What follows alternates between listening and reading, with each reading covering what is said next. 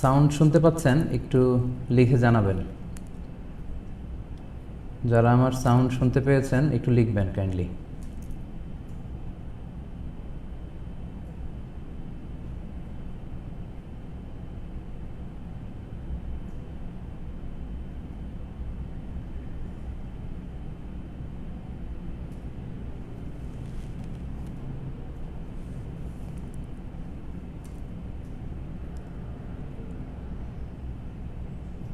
Everything looks great, everything is all right. ঠিক আছে, আমরা তাহলে শুরু করবো ইনশাআল্লাহ।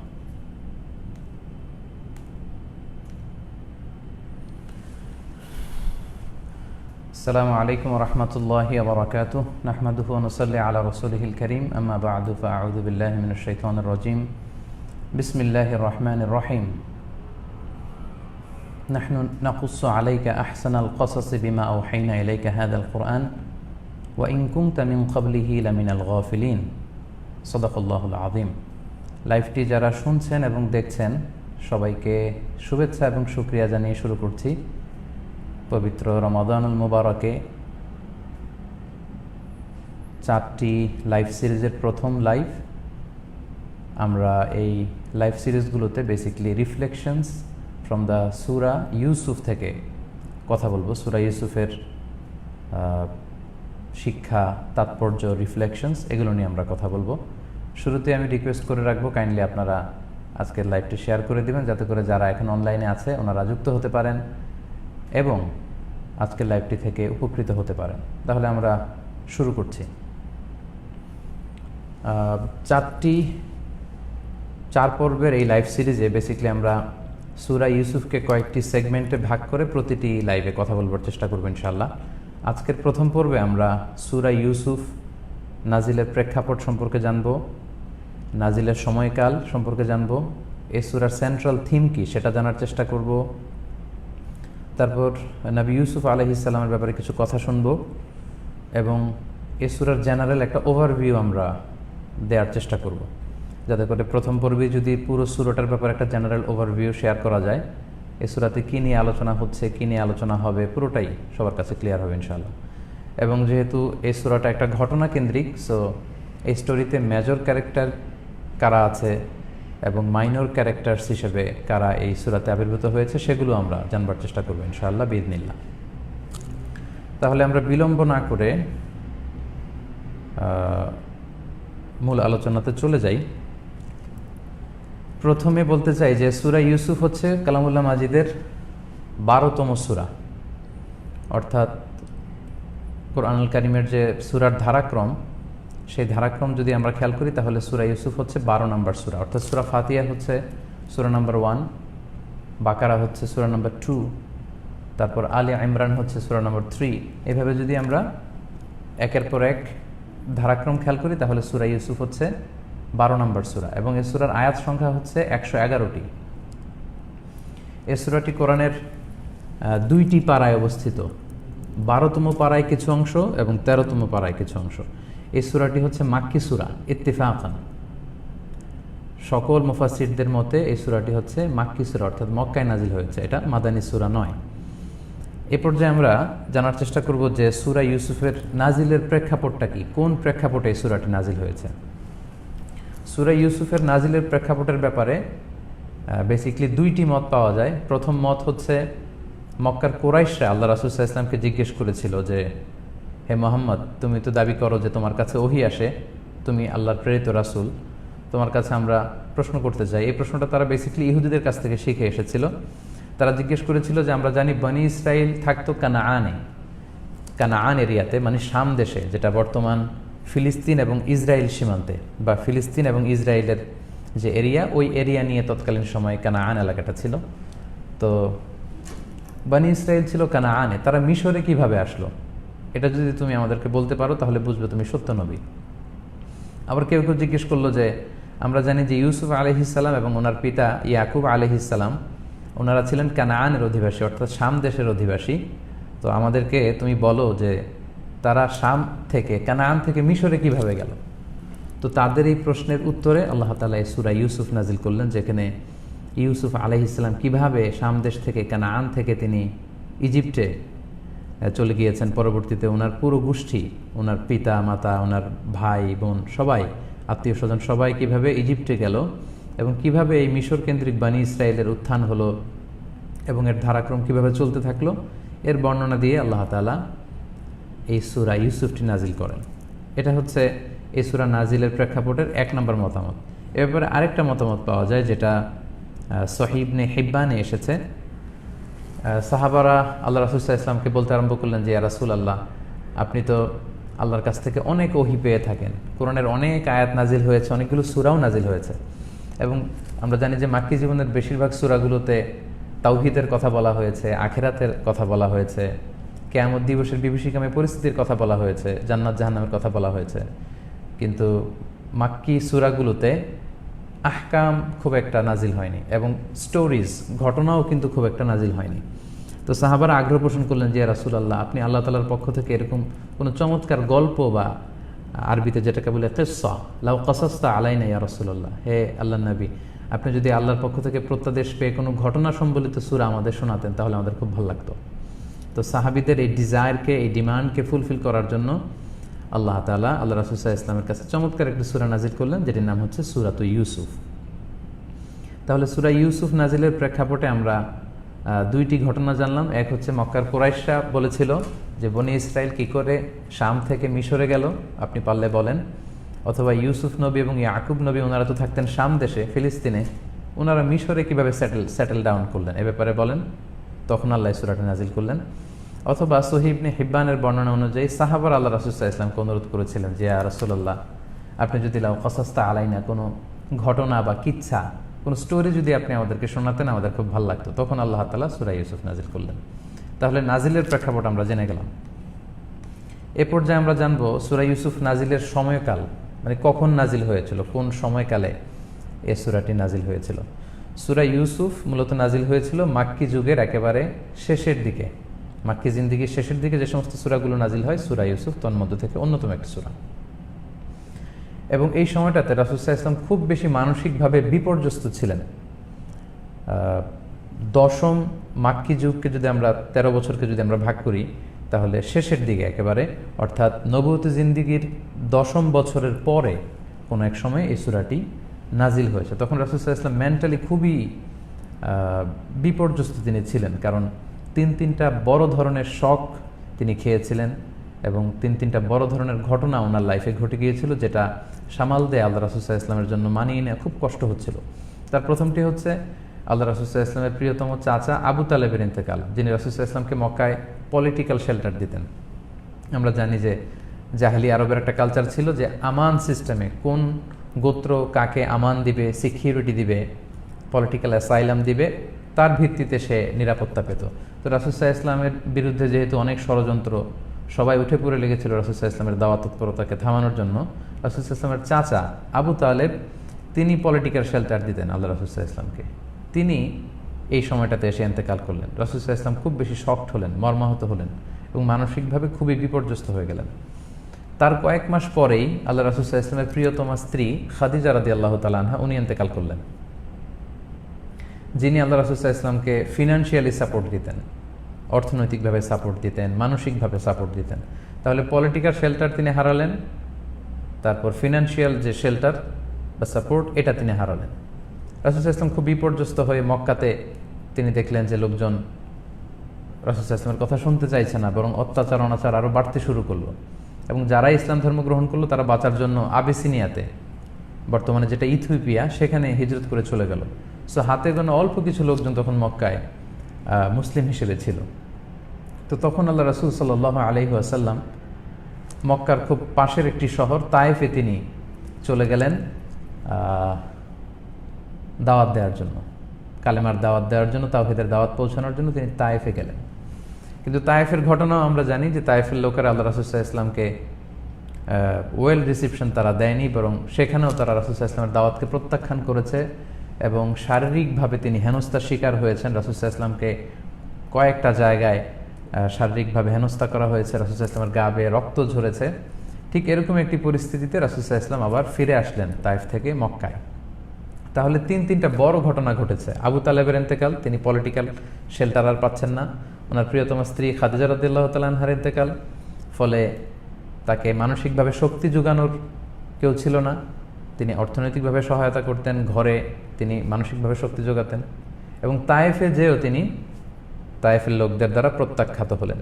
ঠিক এমনই মুহূর্তে আল্লাহ রাসূল সাল্লাল্লাহু আলাইহি ওয়াসাল্লামের মানসিক অবস্থা যখন খুবই বিপর্যস্ত, আল্লাহ রাসূল সাল্লাল্লাহু আলাইহি ওয়াসাল্লামকে সাপোর্ট করবার জন্য, সাহস যোগানোর জন্য, মানসিকভাবে আরও উজ্জীবিত করে তুলবার জন্য আল্লাহ তাআলা সূরা ইউসুফ তিনি তখন নাজিল করেন, যাতে করে সূরা ইউসুফের ঘটনা শুনে রাসূল সাল্লাল্লাহু আলাইহি ওয়াসাল্লাম মনে শক্তি পান, বল পান, যে না, ইউসুফ আলাইহিস সালাম যেমনি একেবারে বিপর্যস্ত অবস্থা থেকে মিশরের কিংডমে চলে গিয়েছে, একেবারে দাসত্ব থেকে রাজত্বে, অন্ধকূপ থেকে রাজপ্রাসাদে আল্লাহ তাআলা ইউসুফ আলাইহিস সালামকে নিয়ে গিয়েছেন। এই ঘটনা প্রবাহ যখন রাসূল সাল্লাল্লাহু আলাইহি ওয়াসাল্লাম শুনলেন, মেন্টালি রাসূল সাল্লাল্লাহু আলাইহি ওয়াসাল্লাম অনেক স্বস্তি পেতে লাগলেন, এবং রাসূল সাল্লাল্লাহু আলাইহি ওয়াসাল্লামকে এরকম মানসিকভাবে শক্তি, সাহস যোগাবার জন্য এবং উজ্জীবিত করার জন্যই আল্লাহ তাআলা এই সূরাটি নাজিল করেছেন। তাহলে আমরা সূরা নাজিলের প্রেক্ষাপট এবং নাজিলের সময়কাল, এই দুটি বিষয় সম্পর্কে আমরা ধারণা পেয়ে গেলাম। এ পর্যায়ে সূরা ইউসুফের সেন্ট্রাল থিম, আসলে কি আলোচনা করা হয়েছে এই সূরাতে? What is the central theme of Surah Yusuf? সূরা ইউসুফের কেন্দ্রীয় আলোচ্য বিষয় কি, এখানে কি নিয়ে আলোচনা করা হয়েছে, আমরা এ ব্যাপারে এখন জানব। মূলত সূরা ইউসুফে ইউসুফ আলাইহিস সালামের জীবনী নিয়ে কথা বলা হয়েছে, the life sketch and the life cycle and the life history of Yusuf আলাইহিস সালাম। ওনার শৈশব, ওনার কৈশোর, ওনার যৌবন, ওনার পূর্ণ বয়সে উনি কী কী ঘটেছিল ওনার জীবনে, উনি কোত্থেকে কোথায় মাইগ্রেট করেছেন, ওনার এই পুরো জীবন পরিক্রমাতে কি কি ঘটেছে, এটা নিয়েই মূলত আল্লাহ তাআলা সূরা ইউসুফে আলোচনা করেছেন। তাহলে সংক্ষেপে আমরা বলতে পারি এই সূরার সেন্ট্রাল থিম হচ্ছে ইউসুফ আলাইহিস সালামের বর্ণাঢ্য জীবন পরিক্রমা। এবং সবচেয়ে মজার ব্যাপার হচ্ছে সূরা ইউসুফ ছাড়া অন্য কোনো সূরায় সূরা ইউসুফ নিয়ে আল্লাহ তাআলা আর আলোচনা করেননি। আমরা যদি মুসা আলাইহিস সালামের ঘটনা দেখি, বিভিন্ন সূরাতে তিনি আলোচনা করেছেন। ইব্রাহিম আলাইহিস সালামের ঘটনা বিভিন্ন সূরায় আলোচিত হয়েছে। নূহ আলাইহিস সালামের ঘটনা একাধিক সূরায় আলোচিত হয়েছে, কিন্তু ইউসুফ আলাইহিস সালামের ঘটনা সূরা ইউসুফে ছাড়া আর কোথাও আল্লাহ তাআলা আলোচনা করেননি, এবং অন্য কোথাও এটার পুনরাবৃত্তিও হয়নি, অর্থাৎ রিপিটিশনও হয়নি এই আলোচনাটার। এবং কোনো নবীর জীবনী এরকম একেবারে শুরু থেকে শেষ পর্যন্ত ধারাবাহিকভাবে স্টেপ বাই স্টেপ কোনো নবীর ক্ষেত্রে আল্লাহ তাআলা বর্ণনা করেননি। আমরা সূরা তহায় যদি খেয়াল করি তাহলে দেখব প্রায় 6 থেকে 7 পৃষ্ঠা ব্যাপী মুসা আলাইহিস সালামের জীবনী আল্লাহ তাআলা সেখানে বর্ণনা করেছেন। তবে সেখানে ওনার জন্ম থেকে শুরু করে একেবারে শেষ অবধি আলোচনা এমনটা আসেনি, বরং ওনার যৌবনকাল থেকে আল্লাহ শুরু করেছেন যে তুমি যাও, ফেরাউনকে দাওয়াত দাও। মাদিয়ান থেকে যখন ইজিপ্টে তিনি যাচ্ছিলেন, ওইখান থেকে আল্লাহ শুরু করে 6 থেকে 7 পৃষ্ঠা তিনি বর্ণনা করলেন। কিন্তু সূরা ইউসুফে আল্লাহ এখানে একটা ধারাবাহিকতা মেনটেন করেছেন। ইউসুফ আলাইহিস সালামের শৈশব, ওনার চাইল্ডহুড, ওনার ইউথ, ওনার অ্যাডাল্টহুড, এভাবে করে করে ধারাবাহিকভাবে তিনি ইউসুফ আলাইহিস সালামের বর্ণাঢ্য এবং সংগ্রামী জীবন কাহিনী তিনি এখানে বর্ণনা করেছেন। আমরা যাব পুরো সূরাটা যখন স্লো মোশনে পড়ব, এর অর্থ এবং তাৎপর্য এবং মর্মবাণী আপনারা উপলব্ধি করতে পারবেন যে কত চমৎকার করে আল্লাহ তাআলা সূরা ইউসুফ আলাইহিস সালামের ঘটনা এখানে বর্ণনা করেছেন। সেই হিসাবে এই সূরাটি কালামুল্লাহ মাজিদের খুব ইউনিক একটি সূরা। তার চেয়েও মজার ব্যাপার হচ্ছে আল্লাহ তাআলা বলেছেন যে এই সূরাটি হচ্ছে Ahsanul cautious, the best among Quranic stories. কোরআনে যত ঘটনা আছে এবং এই পৃথিবীতে যত ঘটনা হতে পারে সকল ঘটনাকে হার মানিয়ে দেয় ইউসুফ আলাইহিস সালামের ঘটনা। মানে একটা গল্প, একটা কাহিনী যে কত অনবদ্য হতে পারে, একটা স্টোরি যে কত নান্দনিক হতে পারে, কত অনন্য হতে পারে, এটা সূরা ইউসুফ যদি কেউ তেলাওয়াত না করে, এটার অর্থ যদি খেয়াল না করে, তাহলে তার পক্ষে এটা বোঝা সম্ভব না। আমরা আমাদের জীবনে কত নোবেল পড়েছি, কত উপন্যাস পড়েছি, আমরা রবীন্দ্রনাথ পড়েছি, আমরা শেক্সপিয়র পড়েছি, আমরা হুমায়ুন আহমেদকে অনেকে পড়েছি, আমরা কেউ আলিফ লালার গল্প শুনেছি, আমরা সিন্দাবাদের কাহিনী শুনেছি, কত গল্প, কত স্টোরি আমাদের জানা। কিন্তু আল্লাহ তাআলা বলছেন এটা হচ্ছে the best among Quranic stories, the best among stories. যত স্টোরি হতে পারে, গল্প হতে পারে, সকল গল্পকে, সকল স্টোরিকে, সকল কাহিনীকে, সকল উপাখ্যানকে হার মানিয়ে দিবে সূরা ইউসুফ আলাইহিস সালামের এই কাহিনী। যদি আমরা অন্তরের কান দিয়ে সেটা শুনতে পারি, হৃদয় দিয়ে যদি উপলব্ধি করতে পারি এবং আমরা যদি বুঝবার চেষ্টা করি, তাহলে ঠিকই অনুধাবন করতে পারবো যে আসলে কত চমৎকার হতে পারে কোনো একটা ঘটনা। তাহলে সেন্ট্রাল থিমে আমরা এটাই পেলাম যে ইউসুফ আলাইহিস সালামের জীবনী নিয়ে এখানে আলোচনা করা হয়েছে, এবং এই সূরাটা হচ্ছে কোরআনের সবচাইতে, শুধু কোরআনেরই না, যত ঘটনা হতে পারে সবচাইতে শ্রেষ্ঠ ঘটনা বা কাহিনী বা স্টোরি। এবং আল্লাহ তাআলা এখানে আমাদেরকে শেখাতে চাচ্ছেন যে আল্লাহ যদি কারো সম্মানকে বাড়াতে চান, যে কোনো মুহূর্তে যে কোনো পরিস্থিতিতে আল্লাহ এটা করতে পারেন। If Allah wants to raise your status he may open doors for you in the darkest moment. যত অন্ধকার, যত কঠিন পরিস্থিতিতে আপনি থাকেন না কেন, সেখানেও আল্লাহ রহমতের দরজা আপনার জন্য খুলে দিতে পারে। এটা আমরা দেখব সামনে। এবং সংক্ষেপে যদি আমি সূরা ইউসুফের 111টা আয়াত, তো অনেকগুলো রুকু, অনেকগুলো পৃষ্ঠা, সংক্ষেপে যদি কেউ আমাকে জিজ্ঞেস করে যে একেবারে সামারি করে আমাকে শোনান্ত যে আল্লাহ তাআলা সূরা ইউসুফে কি বলেছেন, তাহলে আমি বলবো যে একটা ফ্রেসে যদি আমি সূরা ইউসুফকে ডিফাইন করতে চাই, তাহলে এভাবে বলা যায় যে অন্ধকূপ থেকে রাজপ্রাসাদে। সুবহানাল্লাহ বিহামদি। ইউসুফ আলাইহিস সালামের ভাইয়েরা ষড়যন্ত্র করে ওনাকে অত্যাচার করে অন্ধ কুয়ার ভেতরে ফেলে দিয়েছিল। আল্লাহ তাআলা সেই কুয়া থেকে ইউসুফ আলাইহিস সালামকে তুলে রাজপ্রাসাদে নিয়ে গেলেন, রয়্যাল প্যালেসে। From the dark well to the royal palace. অন্ধ কুয়ার ভেতরে ছিলেন, সেখান থেকে আল্লাহর কুদরতে, আল্লাহর বিশেষ মহিমায় তিনি সেখান থেকে রাজপ্রাসাদে নিয়ে গেলেন। তার মানে what a massive U turn, মানে ঘটনা প্রবাহ কিভাবে চেঞ্জ হয়ে যায়। যেখানে ওনার শ্বাসরুদ্ধ হয়ে মৃত্যুবরণের কথা ছিল, আল্লাহ তাআলা সেখান থেকে ওনাকে নিয়ে রাজপ্রাসাদে, রাজকীয় হালাতে ওখানে তিনি মিশরের রাজপ্রাসাদে তিনি বড় করলেন। আমরা সূরার ভেতরে যখন ঢুকবো আপনারা দেখবেন যে কত চমৎকারভাবে আল্লাহ বর্ণনা করেছেন। অথবা সংক্ষেপে এভাবে বলা যায় যে একটি স্বপ্ন এবং তার বাস্তবায়ন। কারণ আমরা জানি যে ইউসুফ আলাইহিস সালাম ছোটবেলা একটা স্বপ্ন দেখেছিলেন, আমরা যাবো সে স্বপ্নে, শুনবো সে স্বপ্নের কথা, এবং সে স্বপ্নের বাস্তবায়ন কিভাবে ঘটেছিল ওনার জীবনে আমরা সেটা দেখব।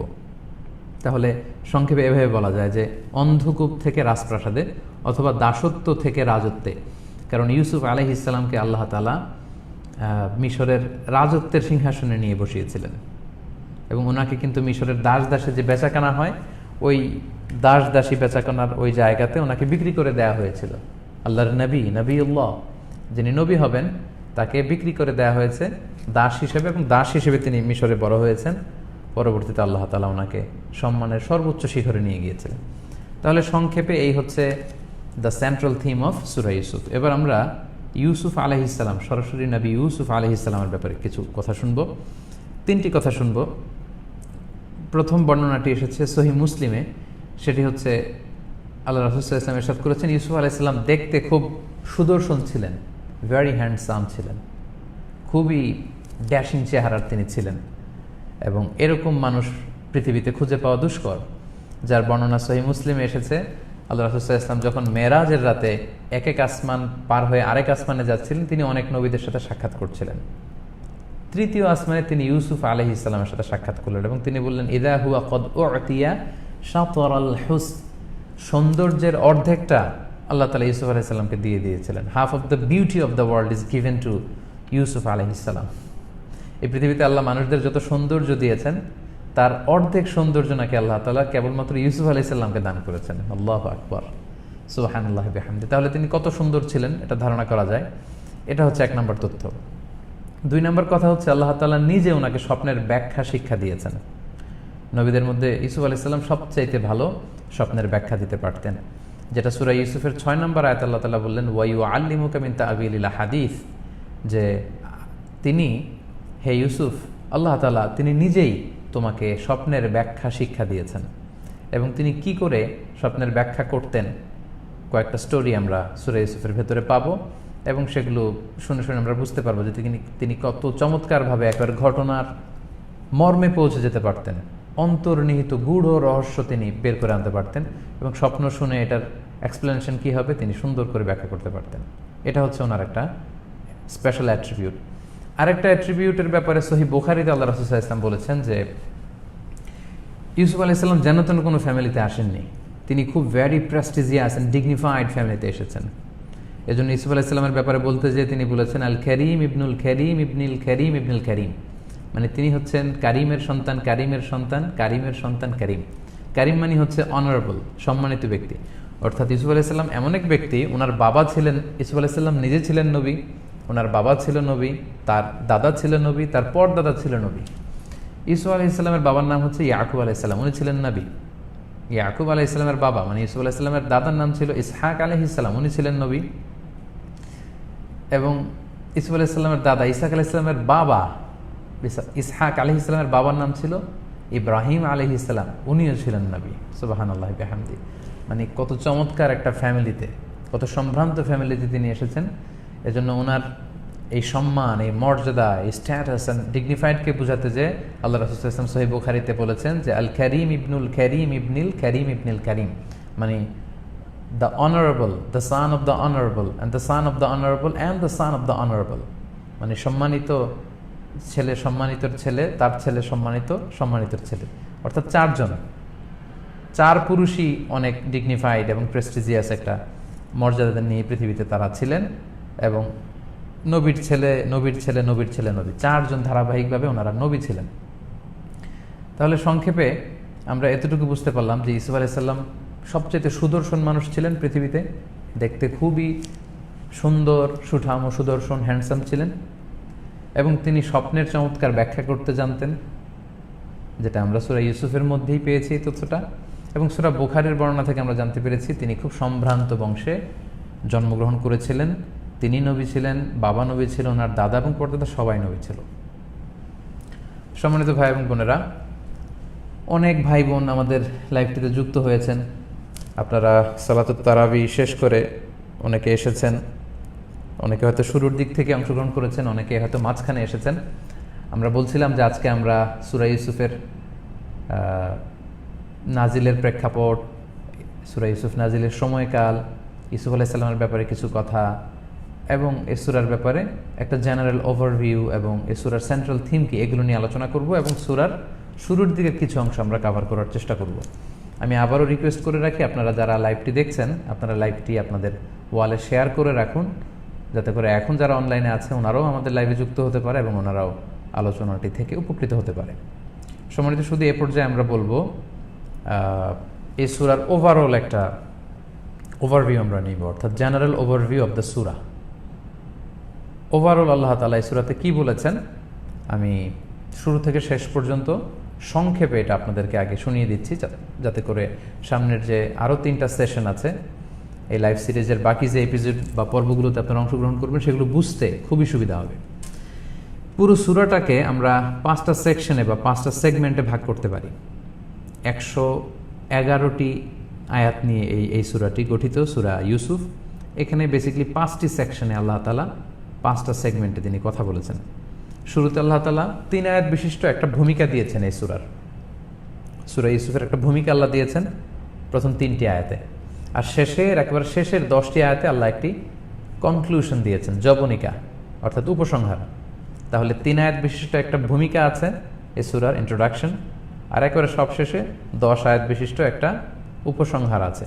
আর মাঝখানে আছে ইউসুফ আলাইহিস সালামের জীবন প্রবাহ বা জীবন কাহিনী। সেখানে প্রথমে 3 আয়াতে ভূমিকা, তারপরে হচ্ছে ইউসুফ আলাইহিস সালামের চাইল্ডহুড অর্থাৎ ওনার শৈশব, 4 নম্বর আয়াত থেকে 21 নম্বর আয়াত পর্যন্ত ওনার শৈশব নিয়ে আমরা কি ঘটেছে শুনব।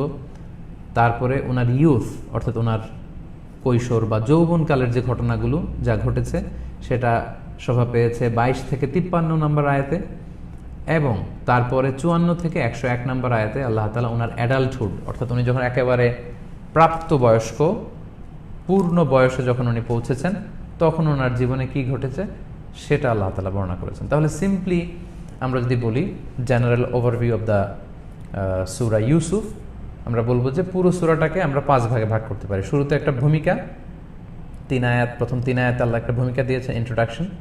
তারপরে ওনার চাইল্ডহুড অর্থাৎ ওনার শৈশবকালে কী ঘটেছে সেটা, এরপর ওনার ইয়ুথ ওনার যৌবনকালে কী ঘটেছিল সেগুলো, 4 নম্বরে হচ্ছে ওনার অ্যাডাল্টহুড অর্থাৎ ওনার প্রাপ্ত বা পূর্ণ বয়স্ক অবস্থায় কী ঘটেছিল ওনার জীবনে সেটা, এবং সবশেষে একটা কনক্লুশন 10 আয়াত বিশিষ্ট একটা এন্ডিং আল্লাহ দিয়েছেন এই সূরায়। আমরা যদি মানে একটা কুইক স্ক্যান করি ফাস্ট মোশনে, আমরা যখন সূরাটা কভার করা শুরু করব তখন স্লো মোশনে আপনাদেরকে নিয়ে পড়বো এবং অর্থ করব আল্লাহ কী বলেছেন। এখন আমরা একটু ফাস্ট মোশনে দেখার চেষ্টা করব কি হয়েছিল ওনার জীবনীতে। আমরা যদি চাইল্ডহুডে আসি ভূমিকার পরে, তাহলে এভাবে আমি শুরু করতে পারি যে উনি একটা স্বপ্ন দেখেছিলেন এবং তার বাবার কাছে বলেছিলেন। ইয়াকুব আলাইহিস সালাম বললেন, খবরদার ভাইদের কাছে শেয়ার করো না, কারণ তোমার ভাইরা হয়তো জেলাসি ফিল করবে, হিংসা করবে। এবং তাই হলো, ভাইরা হিংসা করে ওনাকে হত্যার ষড়যন্ত্র করলেন এবং প্ল্যান মোতাবেক ওনাকে কুয়ার মধ্যে নিক্ষেপ করলেন। কুয়াতে যখন ওনাকে ফেলে দিলেন, ওই কুয়ার পাশ দিয়ে একটা ক্যারাভান যাচ্ছিল, কাফেলা ওনাকে ইউসুফ আলাইহিসসালামকে কুয়া থেকে তুলে নিয়ে লুকিয়ে যেখানে যাচ্ছিলেন সেখানে নিয়ে গেলেন, তারা মিশরের বাজারে ওনাকে বিক্রি করে দিলেন দাস হিসেবে। তখন মানুষ পণ্যের মতো কেনাবেচা হতো, ওনাকে বিক্রি করে দিলেন। এবং সেখানে ইউসুফ আলাইহিসসালামকে ইজিপ্টের যে গভর্নর, যাকে কোরআনে বলা হয়েছে আজিজ মিশর, উনি কিনে নিলেন। কিনে ওনার রাজপ্রাসাদে, রয়্যাল প্যালেসে বড় করতে লাগলেন এবং ওনার স্ত্রীকে দিয়ে বললেন, একে মানুষ করো, একে বড় করো, একে দেখাশোনার দায়িত্ব আমি তোমাকে দিলাম। হতে পারে এই ছেলে আমাদের কাজে লাগবে, বা আমাদের তো ছেলে মেয়ে নেই, আমরা একে ছেলে হিসেবে নিতে পারবো, ছেলে হিসেবে গ্রহণ করতে পারবো। তো এইভাবে ওনার শৈশবটা কেটেছে, ওনার চাইল্ডহুড। কুয়া থেকে উনি রাজপ্রাসাদে এসে পড়লেন। এবার ওনার যৌবনকালে কী ঘটেছে সেটা আমরা শুনি। আমরা আলোচনার এই পর্যায়ে এসে তো এতটুকু জানতে পারলাম যে উনি খুবই, ওনার যৌবন বয়সে খুবই হ্যান্ডসাম ছিলেন, ভেরি ড্যাশিং চেহারার ছিলেন। তো আল্লাহ তাআলা ওনাকে গোটা বিশ্বের সৌন্দর্যের অর্ধেকটা দান করেছিলেন। ফলে ওনার আচরণ, ওনার চেহারায়, ওনার গেট আপে, রয়্যাল প্যালেসে, রাজপ্রাসাদের সবাই মুগ্ধ হতে লাগলো। যেই তাকে দেখে, ইউসুফ আলাইহিসসালামকে যেই একবার দেখে, সেই ইউসুফ আলাইহিসসালামের জন্য পাগল হয়ে যায়। এবং বিশেষ করে নারীরা ইউসুফ আলাইহিসসালামকে দেখে তার প্রেমে পড়ে যেতে লাগলো। সবচেয়ে ভয়ঙ্কর যে ঘটনাটা ঘটলো সেটা হচ্ছে আজিজে মিশরের স্ত্রী জুলাইখা, যে ইউসুফ আলাইহিসসালামকে ছেলের মতো করে মানুষ করে বড় করতে আরম্ভ করলো। ইউসুফ আলাইহিসসালাম যখন পূর্ণ যৌবনে পৌঁছলেন, তখন এই জুলাইখা নিজেই ইউসুফ আলাইহিসসালামের প্রেমে পাগল পাড়া হয়ে গেল, মত্ত হয়ে গেল। এবং অবৈধ প্রেম যখন জুলাইখা নিবেদন করলো, ইউসুফ আলাইহিসসালাম নিজেকে সামলে নিলেন। তিনি নিজের যৌবনকে হেফাজত করলেন, চরিত্রকে হেফাজত করলেন, তিনি প্রত্যাখ্যান করলেন জুলাইখার প্রস্তাব। ফলে জুলাইখা রেগে মেগে তাকে জেলখানায় প্রেরণ করলো। ওনার জীবনের প্রায় 10 থেকে 12 বছর এই জেলখানায় কেটে গেল। জেলখানায় 2 জন কয়েদির স্বপ্নের ব্যাখ্যা করলেন এবং জেল থেকে তিনি বের হয়ে আসলেন। এবং এটা প্রমাণিত হলো যে মিশরের নারীরা বা জুলাইখা, তাদের নেতৃত্বে ওনার বিরুদ্ধে কনস্পাইরেসি হয়েছে, ষড়যন্ত্র। কিন্তু ইউসুফ আলাইহিসসালাম ছিলেন একেবারে পূত পবিত্র চরিত্রের একজন মানুষ। জেল থেকে বের হয়ে আসার পরে তিনি মিশরের তৎকালীন বাদশাহ, যাকে কোরআনে মালিক বলা হয়েছে, ওই বাদশার একটা স্বপ্নের ব্যাখ্যা করেন এবং বাদশাহ ওনাকে অনেক মর্যাদার আসনে আসীন করেন। তাহলে আমরা চাইল্ডহুড শুনলাম, ইয়ুথ, যৌবনকালটা কিভাবে কাটলো সেটা শুনলাম। যেহেতু জেলে প্রায় 10 থেকে 12 বছর উনি কাটিয়েছেন, এবার উনি ওনার একেবারে পূর্ণ বয়সে, বয়স্ক একটা অবস্থায় চলে গিয়েছেন, যেটাকে আমরা অ্যাডাল্টহুড বলেছি। ওনার অ্যাডাল্টহুডে যেটা ঘটেছে, উনি যখন স্বপ্নের ব্যাখ্যা করলেন রাজার, এবং উনি বললেন মিশরে দুর্ভিক্ষ হবে, এটাকে আমাদের নিয়ন্ত্রণ করতে হবে, ওনার এই বুদ্ধিমত্তা, ওনার এই ইন্টেলেকচুয়াল পাওয়ার দেখে মিশরের রাজা ওনাকে অ্যাডভাইজার অফ ফাইন্যান্স, মানে অর্থ উপদেষ্টা হিসেবে নিয়োগ দিলেন। এবং ইউসুফ আলাইহিসসালাম এই দুর্ভিক্ষকে তিনি মোকাবেলা করতে পারলেন আল্লাহ তাআলার মেহেরবানিতে। এই দুর্ভিক্ষ শুধু মিশরেই ছিল না, আশেপাশের বিশাল এলাকা জুড়ে ছিল। ফলে ওই যে ওনার 10 ভাই যারা অত্যাচার করে, ওনাকে মারপিট করে অবশেষে কুয়াতে ফেলে দিয়েছিল, ওই 10 ভাই দুর্ভিক্ষের কবলে পড়ে ওই এলাকা থেকে সফর করে মিশরে এসেছিল শস্য নেওয়ার জন্য। তারা কেউ ইউসুফ আলাইহিসসালামকে চিনতে পারলো না। ইউসুফ আলাইহিসসালাম চিনে ফেললেন। চিনে তাদেরকে সম্পদ, অনেক শস্য দিলেন এবং বললেন, তোমাদের কি আর কোনো ভাই আছে? বললো আছে। তাকে নিয়ে আসো, আরও দিব। তাকে নিয়ে আসা হলো। কৌশল করে ওই ভাইকে তিনি রেখে দিলেন এবং তাদেরকে শস্য দিয়ে পাঠিয়ে দিলেন। পরে ইয়াকুব আলাইহিসসালাম তো ইউসুফ আলাইহিসসালামকে হারিয়ে এবং আরেক সন্তান বেনিয়ামিনকে হারিয়ে একেবারে খুব নাজুক অবস্থায় তিনি চলে গেলেন। পরবর্তীতে আল্লাহ তাআলা এমন এক ব্যবস্থা করলেন যে ইয়াকুব আলাইহিসসালামের কাছে ইউসুফ আলাইহিসসালাম দূত পাঠালেন যে সবাইকে নিয়ে তোমরা মিশরে আসো, আল্লাহ তাআলা আমাদেরকে একত্রে থাকার ব্যবস্থা করে দিবেন। ইয়াকুব আলাইহিসসালাম সন্তানদেরকে নিয়ে, সবাইকে নিয়ে আবার যখন ইজিপ্টে আসলো, ওনার যে স্বপ্ন ছোটবেলা দেখেছিলেন সেই স্বপ্নের বাস্তবায়ন ঘটল। এবং যেই সেপারেটেড ফ্যামিলি, ডিটাচড ফ্যামিলি, যেটা ইউসুফ আলাইহিসসালামকে হারিয়েছিলেন, পরে বেনিয়ামিনকে হারিয়েছিলেন, আল্লাহ তাআলা পুরো ফ্যামিলিকে আবার রিইউনিয়ন করে দিলেন। এটা হচ্ছে সংক্ষেপে ইউসুফ আলাইহিসসালামের ঘটনা প্রবাহের মধ্যে থেকে কি কি ঘটেছিল তার একেবারে ফাস্ট মোশনে আমি আপনাদেরকে শোনালাম। মজার ব্যাপার হচ্ছে এই পুরো ঘটনা প্রবাহে আমরা কিছু স্বপ্নের কথা জানব। 3টা স্বপ্নের কথা আমরা সূরা ইউসুফের মধ্যে জানতে পারবো। এক হচ্ছে, প্রথম স্বপ্নটা হচ্ছে যেটা ইউসুফ আলাইহিসসালাম নিজেই দেখেছিলেন ছোটবেলায়। আমরা শুরু করছি একটু পরেই, সরাসরি কোরআন থেকে আমরা এর অর্থ শুনবো। ইউসুফ আলাইহিসসালাম নিজে একটা স্বপ্ন দেখেছিলেন। এরপর উনি যখন ওই যে 10 বছর জেলখানায় ছিলেন, তখন তিনি 2 জন কয়েদির স্বপ্নের ব্যাখ্যা করেছিল, এটাও কোরআনে উল্লেখ হয়েছে। এবং সবশেষে মিশরের রাজা একটা স্বপ্ন দেখেছিল, ইউসুফ আলাইহিস সালাম সেটার ব্যাখ্যা করে দিয়েছিলেন। তাহলে পুরো ঘটনা প্রবাহে আমরা স্বপ্নের কানেক্টিভিটি কিন্তু দেখব। প্রথমে দেখব ওনার নিজের স্বপ্ন, এরপর জেলখানায় দুজন প্রিজনারের স্বপ্ন, এবং সবশেষে মিশরের যে রাজা তার স্বপ্ন। সম্মানিত শুধু আমরা শুরুতেই বলেছি যে এখানে পুরো ঘটনাটি আল্লাহ তাআলা এটাকে দ্য বেস্ট অ্যামং স্টোরিজ বলেছেন, সবচেয়ে শ্রেষ্ঠ ঘটনা। পৃথিবীর যে কোনো ঘটনা, কাহিনী বা স্টোরিকে বা উপন্যাসকে এটা হার মানাবে। তো যেহেতু এটা ঘটনা, এখানে অনেকগুলো ক্যারেক্টার থাকবে। আমরা যখন স্লো মোশনে, আজকেই আমরা সূরার শুরুর দিকের কিছু অংশ কভার করব, স্লো মোশনে যখন আমরা এগোবো, আমরা যখন পড়ব, তখন আমরা দেখব যে একের পর এক ঘটনার মধ্যে অনেকগুলো চরিত্র চলে আসছে, অনেকগুলো ক্যারেক্টারিস্টিক চলে আসছে, ক্যারেক্টার্স। তো আমি এটাকে দুই ভাগে ভাগ করেছি ক্যারেক্টারগুলোকে। একটা হচ্ছে মেজর ক্যারেক্টার্স আর একটা হচ্ছে মাইনর ক্যারেক্টার্স। এই চরিত্রগুলো আপনারা ঘটনা প্রবাহের মধ্যে পাবেন। তো আমরা এখনই শুরু করব। একটু করে ছোট করে বলে নেই যে কোন কোন ক্যারেক্টারগুলো আমরা পুরো স্টোরিতে পাবো। মেজর ক্যারেক্টার হিসেবে আমি এখানে ফাইন্ড আউট করে যেটা পেয়েছি সেটা হচ্ছে ইউসুফ আলাইহিস সালাম। শুরু থেকে শেষ পর্যন্ত হি ইজ দেয়ার। ইউসুফ আলাইহিস সালামের কথা সেখানে আছে, যেহেতু ওনার নামে সূরা ডেডিকেট করা, ওনার জীবনী নিয়ে, লাইফ স্কেচ নিয়েই, ওনার লাইফ সাইকেল নিয়েই পুরো সূরাটা। সো উনি হচ্ছেন the major character of the story, এই ঘটনার প্রধানতম চরিত্র। উনি শুরু থেকে শেষ পর্যন্ত প্রতিটি ঘটনা প্রবাহী তিনি সেখানে আছেন।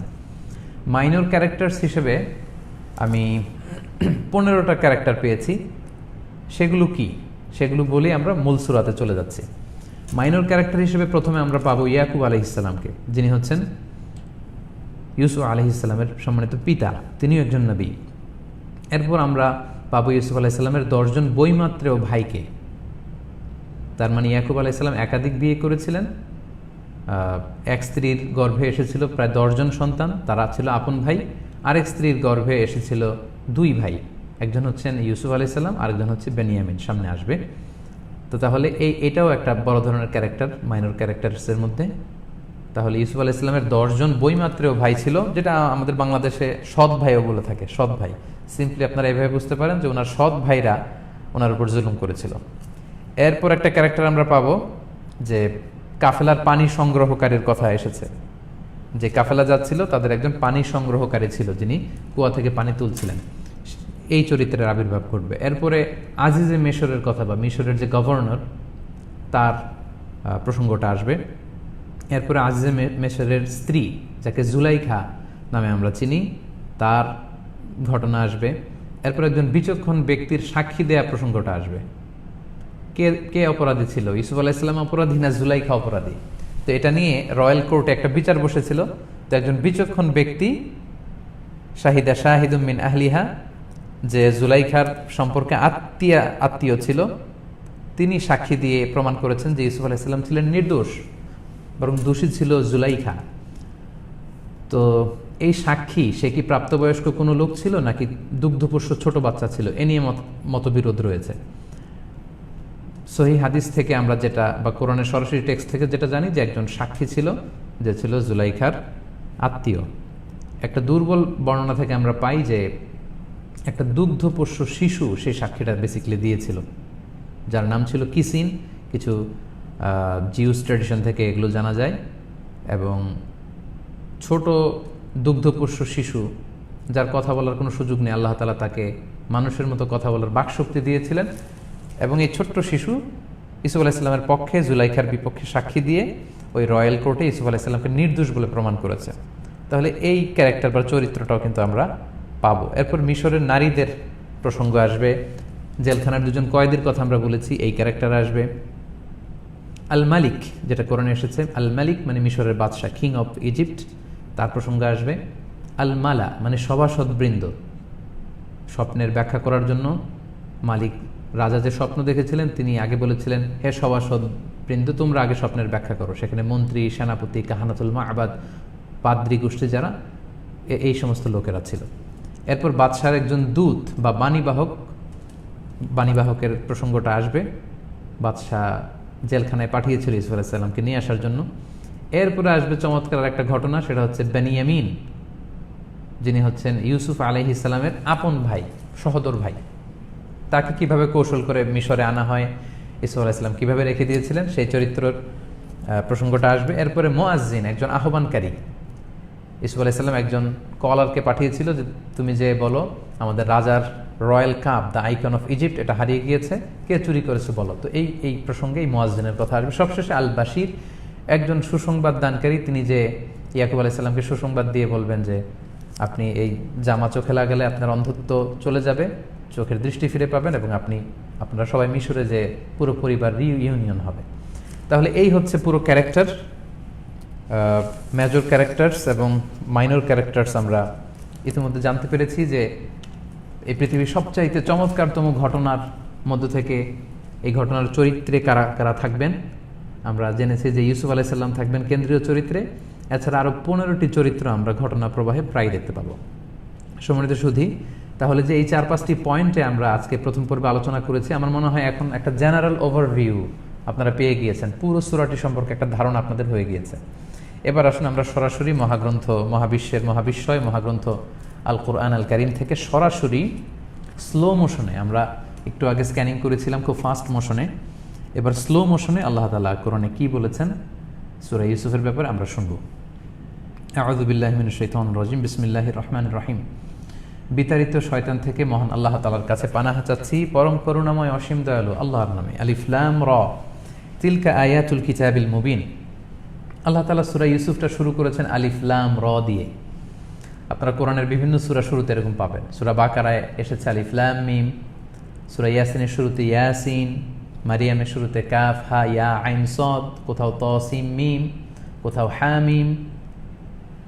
তো এভাবে আল্লাহ তাআলা সূরা ইউসুফকে শুরু করেছেন আলিফ লাম র। এগুলোকে বলা হয় হুরুফুল মুকাত্তাআত, মানে কাটা কাটা অক্ষর, 1টা 2টা 3টা 4টা 5টা অক্ষর। এই অক্ষরগুলো দিয়ে আল্লাহ তাআলা কখনো কখনো কোনো সূরাকে উদ্বোধন করেছেন বা শুরু করেছেন। কোরআনের আয়াতগুলো 2 ভাগে বিভক্ত, একটা হচ্ছে মহকাম আর একটা মুতাশাবিহ। মহকাম মানে যে আয়াতের অর্থ সুদৃঢ়, মর্মবাণী সুদৃঢ়, এর অর্থ আমরা বুঝতে পারি, মহকাম। আরেকটা হচ্ছে মুতাশাবিহ, আমাদের জন্য কনফিউজিং হয়ে যায়, আমরা এর অর্থ বুঝতে পারি না, এর অর্থ কেবলমাত্র আল্লাহ তাআলাই জানেন। এই ধরনের আয়াতগুলো যেগুলো আলিফ লাম র, তসিম মিম, আলিফ লাম মিম, এই সমস্ত অক্ষর দিয়ে আল্লাহ তাআলা যে আয়াত নাজিল করেছেন এগুলো আয়াতে মুতাশাবিহের অন্তর্ভুক্ত, মানে এর আসল অর্থ গূঢ় রহস্য কি আমরা আসলে জানি না। আলিফ লাম মিম মানে কি আমরা জানি না, ইয়াসিন মানে কি আমরা জানি না। আমরা যে অনেক সময় জ্ঞানের বাহাদুরি করি, আসলে আমাদের জ্ঞানের যে কোনো অস্তিত্বই নেই, এই জ্ঞান যে আল্লাহর জ্ঞানের কাছে কিছুই না, এটা প্রমাণ করার জন্য আমাদের অপারগতাকে চোখে আঙ্গুল দিয়ে দেখিয়ে দেওয়ার জন্য আল্লাহ তাআলা বুঝালেন যে তোমরা এত ভালো জানো, হে আরবের সাহিত্যিকরা, তোমরা বড় বড় আরবি সাহিত্য রচনা করো, গদ্য পদ্য সাজাও, এত জ্ঞান তোমরা দাবি করো, তাহলে পারলে আলিফ লাম মিম এটার মানে কি বলো, আলিফ লাম র এর মানে কি বলো। আমরা কেউ জানি না, আমরা অপারগ। আমাদের চোখে আঙ্গুল দিয়ে আমাদের অপারগতা, দুর্বলতা, উইকনেসকে প্রমাণ করার জন্য মিরাকেল হিসেবে আল্লাহ তাআলা এই আয়াতগুলো নাজিল করেছেন। এগুলোর অর্থ আমরা জানি না। অনেক মুফাসসিররা অর্থ করতে চেয়েছেন, কিন্তু সবশেষে বলেছেন আল্লাহু আ'লামু বিমুরাদিহি বিহি, এর মানে কি আল্লাহ তাআলাই ভালো জানেন। তাহলে আমরা এর অর্থ এটাই করব, আলিফ লাম র এর অর্থ আমরা জানি না, আল্লাহ তাআলা জানেন। তিনি এর অর্থ, এর অন্তর্নিহিত রহস্য, গূঢ় রহস্য, মর্মবাণী তিনিই জানেন, আমরা জানি না।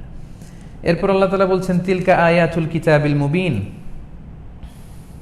এগুলো হচ্ছে সুস্পষ্ট কিতাবের আয়াতসমূহ। কোরআনের আয়াতে কোনো অস্পষ্টতা নেই, সব সুস্পষ্ট, বাইদা উ নাকিয়া, জল জলে স্পষ্ট। আল্লাহ তাআলা বললেন এই সুস্পষ্ট কিতাবের আয়াতসমূহ আমি নাজিল করলাম। ইন্না আনজালনাহু কুরআনান আরাবিয়্যান লাআল্লাকুম তাআকিলুন, নিশ্চয় আমি কোরআনকে আরবি ভাষায় নাজিল করেছি যাতে করে তোমরা বুঝতে পারো।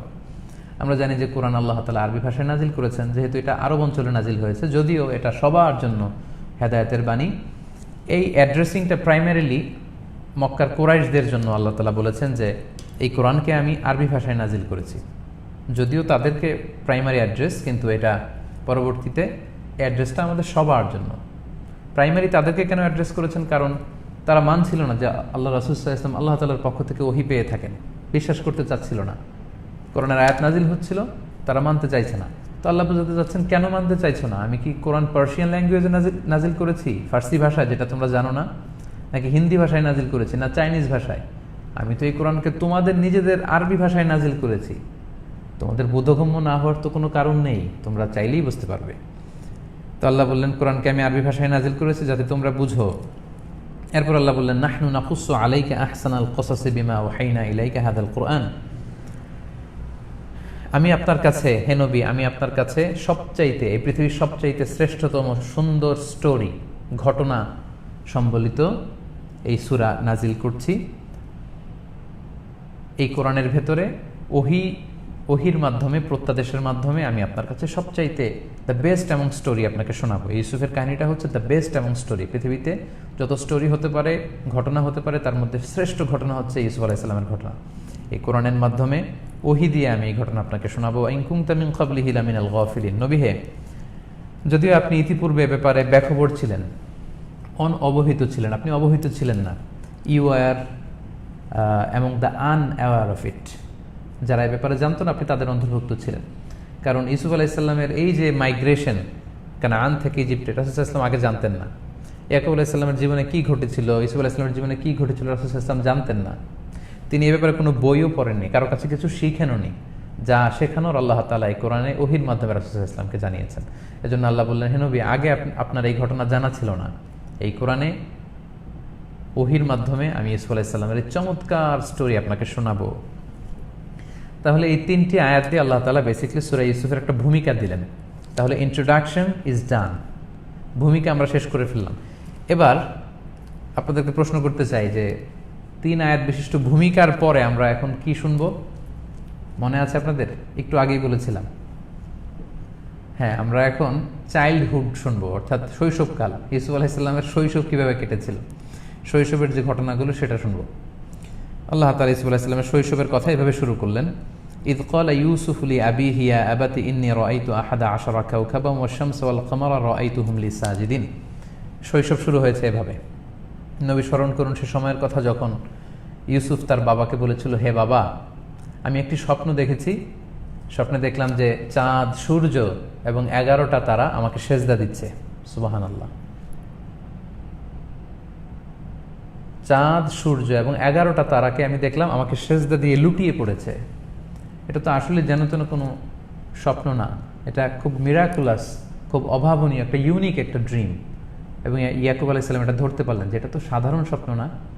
এতে করে বোঝা যাচ্ছে, ইয়াকুব আলাইহিস সালাম টের পেলেন যে আমি যেহেতু নবী, আমার বাবা নবী, দাদা নবী, এবং এই ধারাবাহিকতা হয়তো আল্লাহ অব্যাহত রাখবেন, ফলে আমার সন্তানদের মধ্যে থেকে ইউসুফ হয়তো নবী হবে।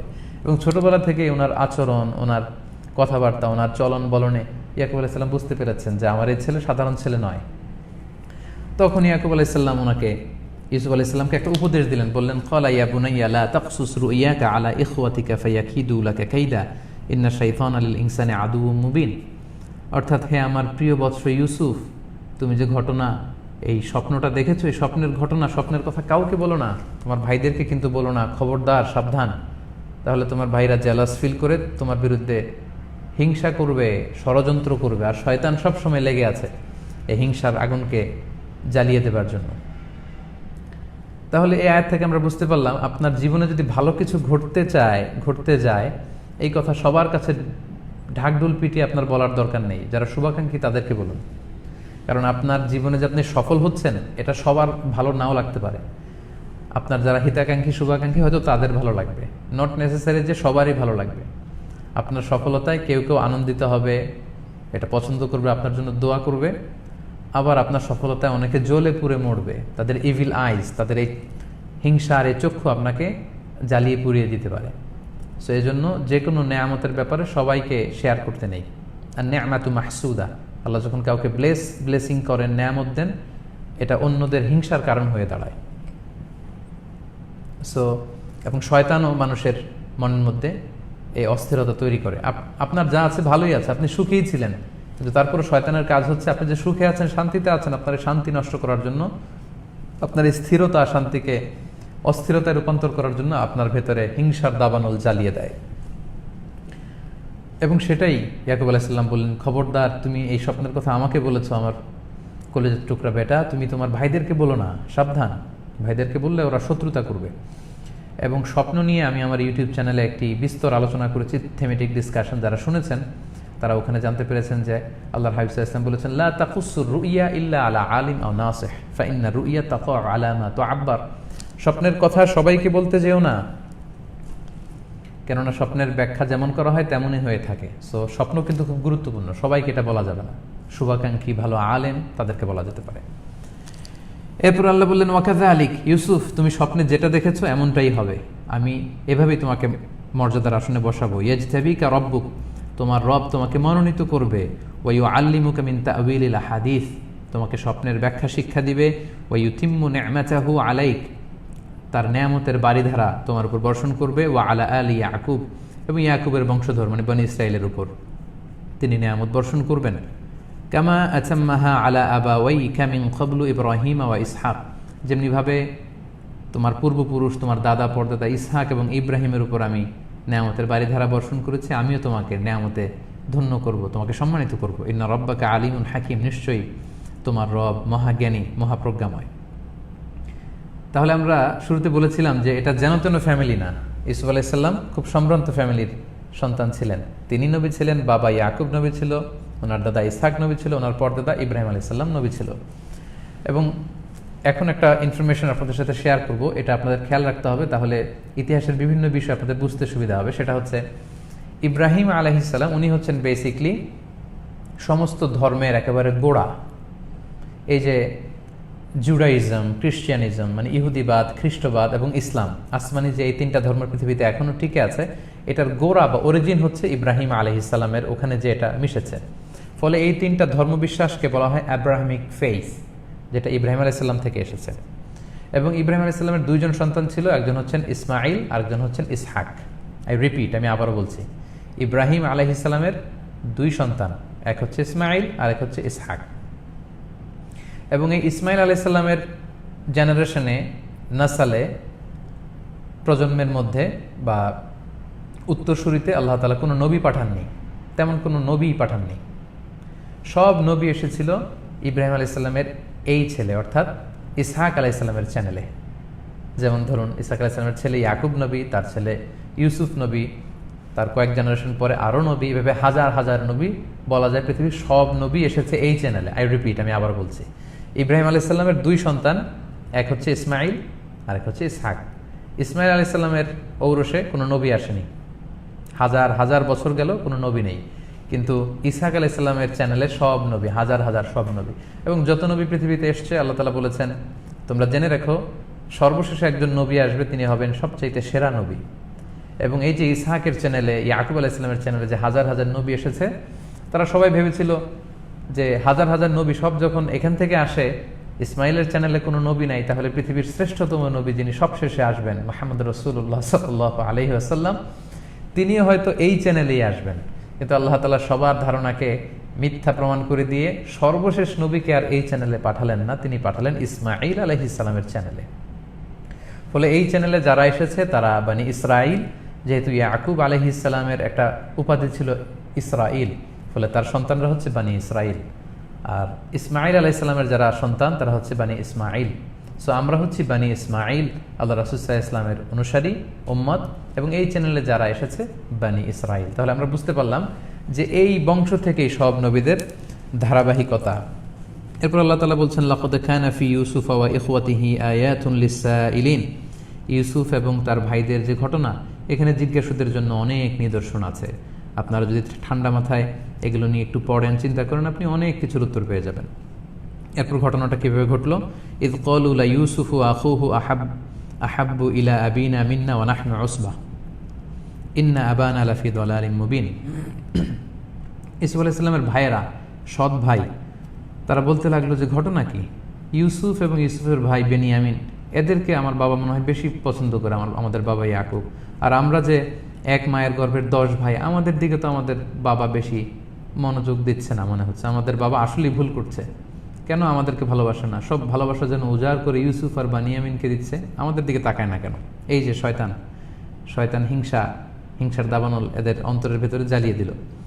পরে এরা এটা সহ্য করতে না পেরে এক পর্যায়ে সিদ্ধান্ত নিল যে এ থেকে বাঁচার উপায় হচ্ছে ইউসুফকে সরিয়ে দাও দুনিয়া থেকে। উকতুলু ইউসুফা আও ইতরাহুহু আরদান ইয়াখলু লাকুম ওয়াজহু আবিকুম ওয়া তাকুনু মিন বাদিহি কওমান সলিহিন। অর্থাৎ তারা বলল, চলো আমরা ইউসুফকে হত্যা করে ফেলি, ওকে দুনিয়া থেকে সরিয়ে দেই, ওই হচ্ছে পথের কাঁটা, ইউসুফ যতদিন থাকবে আমরা বাবার ভালোবাসা আদর পাবো না, অথবা এমন দূর দেশে ইউসুফকে রেখে আসি, ফলে আমাদের বাবা আমাদের দিকে মনোযোগী হবেন এবং এরপরে আমরা আর কোনো খারাপ কাজ করবো না, আল্লাহর কাছে তওবা টবা করে ভালো হয়ে যাব। দেখেন, শয়তানের ওয়াসওয়াসা দেওয়ার এটা একটা বড় সিস্টেম। আপনাকে বুঝাবে যে আজকে এই খারাপ কাজটা কর, কালকে থেকে ভালো হয়ে যাবে। আজকে এই গভর্নমেন্টের বিশাল প্রজেক্টে 10 কোটি টাকা মেরে দে, তারপরে হজে যে বিশাল হাজি সাহেব বনে যাবি, কান্নাকাটি করে বিশাল হাজি সাহেব। এবং আমরাও ভাবি তাই তো, এই সুযোগটা যদি মিস না করি তাহলে তো 50 কোটি টাকা এখানে মেরে দিলাম, এরপরে কিছু মাদ্রাসা এতিমখানা করে দিয়ে হাজি সাহেব হয়ে আল্লাহর কাছে ক্ষমা চেয়ে ভালো হয়ে গেলাম। এই সিস্টেমটাই ইসুফ আলাইহিস সালামের সৎ ভাইরাও এটাই ভাবলো যে ইউসুফকে মেরে দুনিয়া থেকে সরিয়ে এরপর আমরা ভালো হয়ে যাবো, আর জীবনে খারাপ কাজ করবো না। তো এটা শয়তানের একটা ওয়াসওয়াসা, এভাবেই সে ওয়াসওয়াসাটা দেয়। قال قائل منهم لا تقتلوا يوسف وألقوه في غيابة الجب يلتقطه بعض السيارة إن كنتم فاعلين। ভাইদের মধ্যে যে সবচেয়ে বড় ছিল তার নাম ছিল ইয়াহুদা ইবনে আব্বাসের মধ্যে, সে বলল না, যদিও আমাদের সৎ ভাই, মেরে ফেলাটা ঠিক হবে না, এক কাজ করি, ইউসুফকে নিয়ে আমরা দূরে কোথাও কুয়ার ভিতরে ফেলে দেই। কুয়ার পাশ দিয়ে তো বিভিন্ন ক্যারাভান কাফেলা যেতে থাকে, কোনো কাফেলা তাকে নিয়ে দূর দেশে বিক্রি করে দিবে, ইউসুফও চলে গেল, আমাদের পথের কাটাও শেষ, আমরাও যেটা চাইলাম সেটা পেলাম, আমাদের বাবা আমাদেরকে তখন পছন্দ করবে। যেই প্ল্যান সেই কাজ, সবাই মিলে প্ল্যান করে এবার বাবার কাছে এসে ইয়াকুব আলাইহিস সালামের কাছে এসে বলল, ক্বালু ইয়া আবানা মা লাকা লা তা'মান্না আলা ইউসুফ ওয়া ইন্না লাহু লানাসিহুন। মানে হে বাবা, ঘটনা কি, আপনি ইউসুফের ব্যাপারে আমাদেরকে বিশ্বাস করেন না কেন, আস্থা রাখেন না কেন, সবসময় ওকে আগলে রাখেন, জড়িয়ে রাখেন, আমাদের সাথে ঘুরতে দেন না, বাইরে যেতে দেন না। আরসিলহু মা'ানা গাদান ইয়ারতা ওয়া ইয়ালআব ওয়া ইন্না লাহু লাহাফিজুন। আপনি ইউসুফকে আমাদের সাথে একটু পাঠান না, আগামীকাল একটু ইউসুফকে নিয়ে যাই, ছোট্ট মানুষ আমাদের সাথে মরুভূমিতে যাবে, খেলবে, ঘুরবে, ওর মনটা খুব প্রফুল্ল হবে, ভাল লাগবে। পয়েন্ট টু বি নোটেড, বলে রাখা ভালো, ইয়াকুব আলাইহিস সালাম এবং ওনার ছেলেরা মেষ চড়াতেন, মরুভূমিতে ছাগল চড়াতেন। তো ভাইরা বললো, আমরা তো ছাগল চড়াই, বড় ভাই হিসেবে ছোট ভাইটারা একটু নিয়ে যাই, একটু খেলবে, একটু আনন্দ করবে, লাফালাফি করবে, আপনি ছাড়ছেন না কেন, ইউসুফকে একটু আমাদের হাতে দেন না, আমরা তো ইউসুফকে পছন্দ করি। ওয়া ইন্না লাহু লানাসিহুন, আমরা তো ওর শুভাকাঙ্ক্ষী, হিতাকাঙ্ক্ষী, আগামীকাল আমাদের কাছে পাঠান। ইয়াকুব আলাইহিস সালাম জবাবে বললেন, ক্বালা ইন্নী লা ইয়াহজুনুনি আন তাযহাবু বিহি ওয়া আখাফু আন ইয়াকুলাহু যিবু ওয়া আনতুম আনহু গাফিলুন।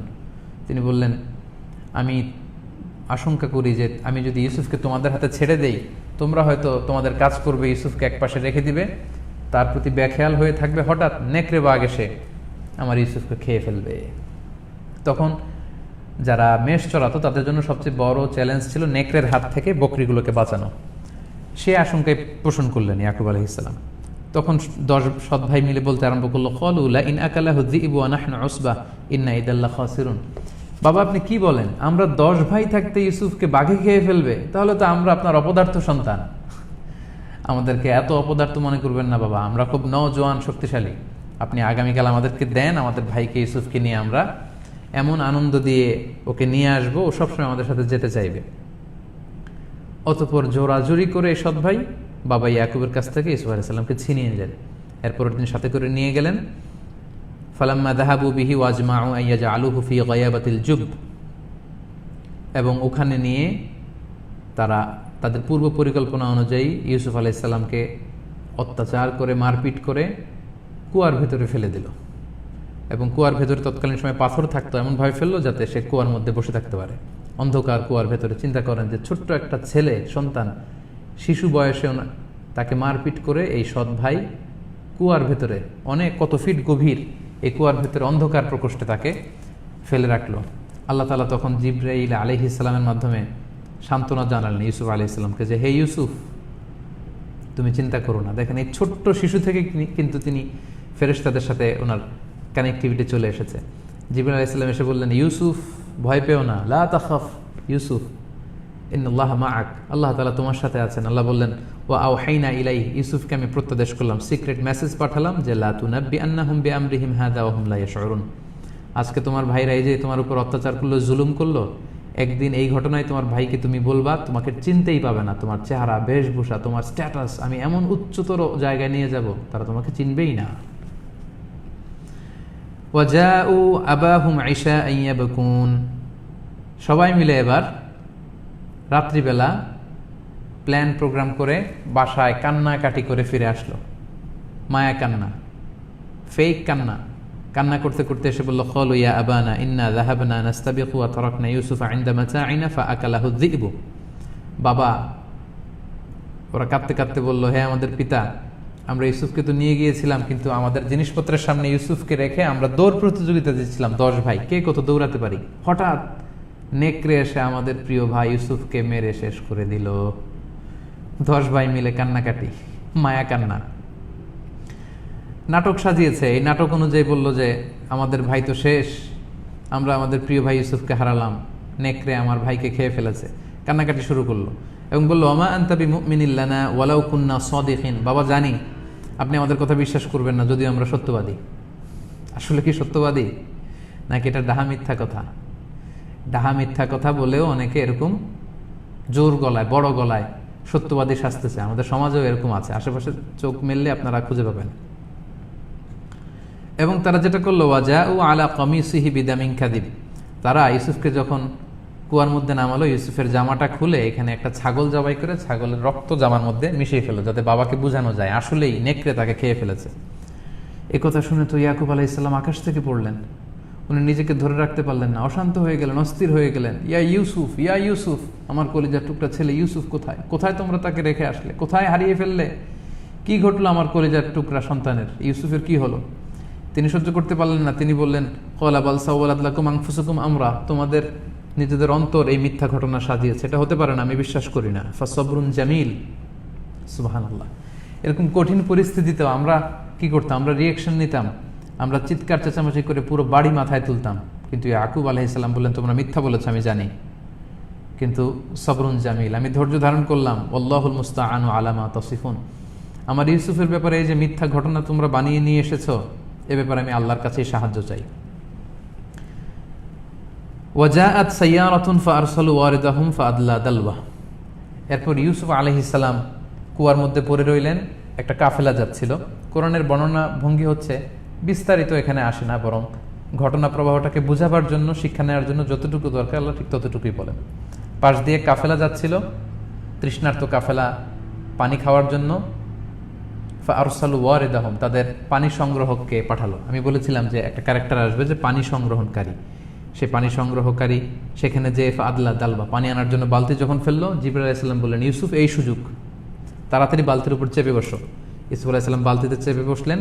সে যখন পানি সহ বালতি উপরে উঠালো, বালতি উপরের দিকে টেনে দেখে যে এখানে ফুটফুটে সুদৃশ্য ধবধবে চেহারার এক নূরানি চেহারার ছোট্ট বালক।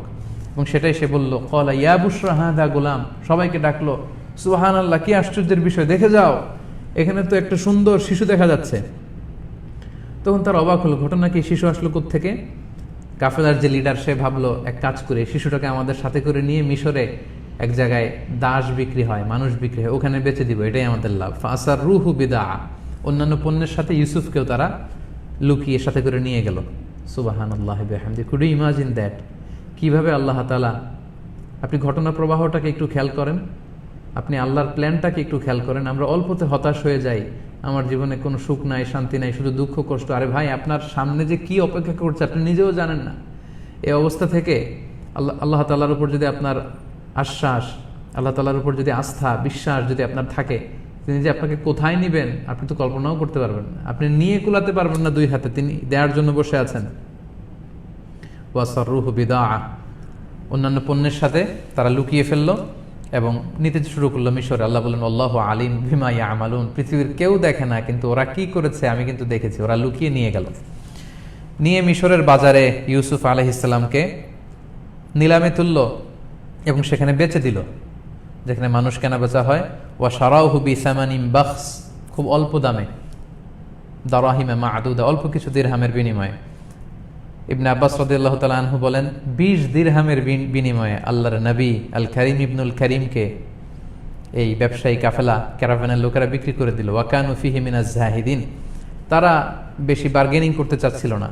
ইউসুফ আলাইহিস সালামের ব্যাপারে তারা বেশি উৎসাহী ছিল না, কারণ তারা ভাবছিল, না জানি কার সন্তান অথবা না জানি কার দাস আমরা লুকিয়ে নিয়ে এসেছি, তার মালিক যদি এসে আবার দাবি করে যে আমার সন্তানকে দাও, তাড়াতাড়ি বেচে আমরা বাঁচি, বেচে টাকা পয়সা নিয়ে বাঁচি। এবং তারা তাই করলো। এবং সেখানে ইউসুফ আলাইহিস সালামকে ক্রয় করে নিল মিশরের গভর্নর আজিজ মিসর। এই যে দেখেন, আমি যে আলোচনার শুরুতে বলেছি অন্ধকূপ থেকে রাজপ্রাসাদে, দাসত্ব থেকে রাজত্বে কিভাবে আল্লাহ তাআলা ইউসুফ আলাইহিস সালামকে টেনে তুললেন।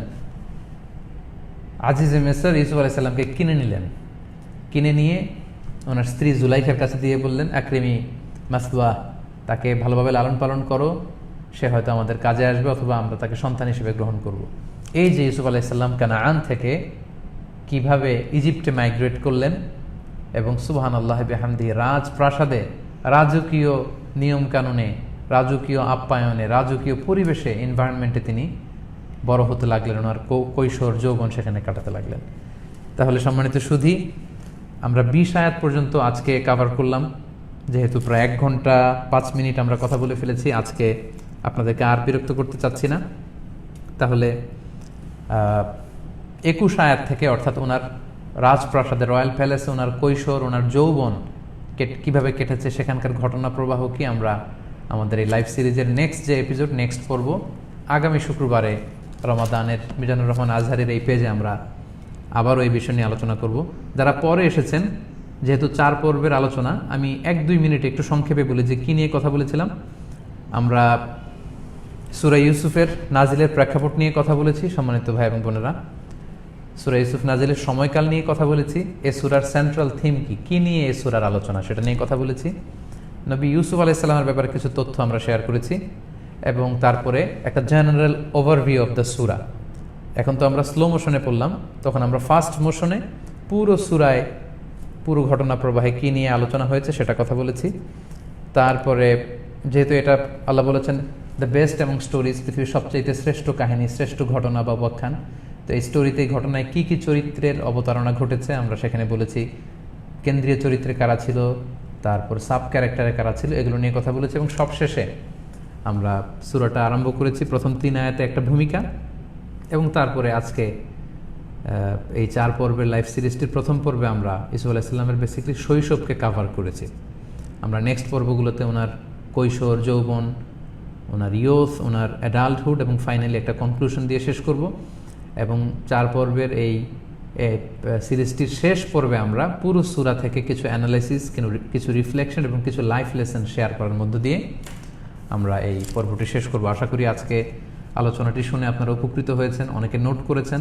আমাদের অনেক ভাই বোনেরা আমাদের এই লাইভগুলো শুনে নোট করে আমাকে অনেকে পাঠায়, আমি দেখে খুবই আপ্লুত হই, আনন্দিত হই, আপনাদের জন্য দোয়া করি।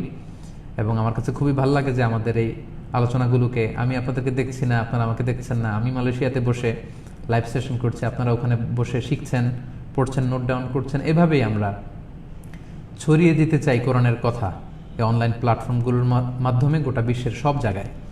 সম্মানিত সুধী, সর্বশেষে আবারও রিকোয়েস্ট করছি, যারা শেষে এসেছেন লাইভটি শেয়ার করে দিন যাতে অন্যরা শুনে উপকৃত হয়।